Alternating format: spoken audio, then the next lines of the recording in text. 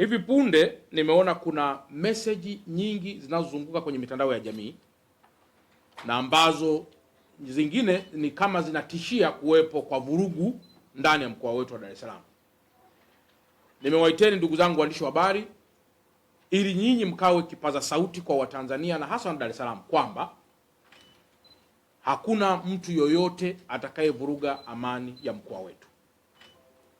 Jana tulitoa maelezo kadhaa na SACP Mlilo ZPC wa kanda maalum ya Dar es Salaam alitoa pia maelezo kadhaa kuhusiana na usalama wa mkoa wetu.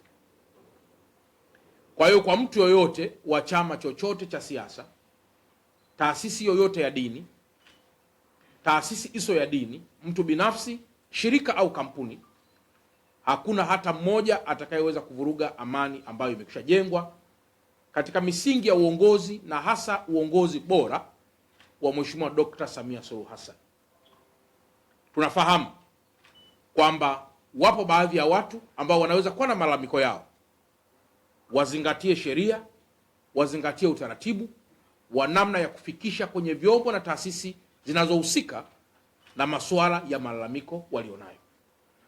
Niendelee kuwatoa wasiwasi wafanyabiashara wote na wawekezaji ndani ya mkoa wa Dar es Salaam kwamba kuanzia sasa mpaka baadaye utakapofanyika uchaguzi wa serikali kuu na hata baada ya hapo, mkoa wa Dar es Salaam utaendelea kuwa ni kioo cha amani katika nchi ya Tanzania, Afrika ya Mashariki na Kati, Afrika kwa ujumla na hata duniani kote kwa ujumla wake.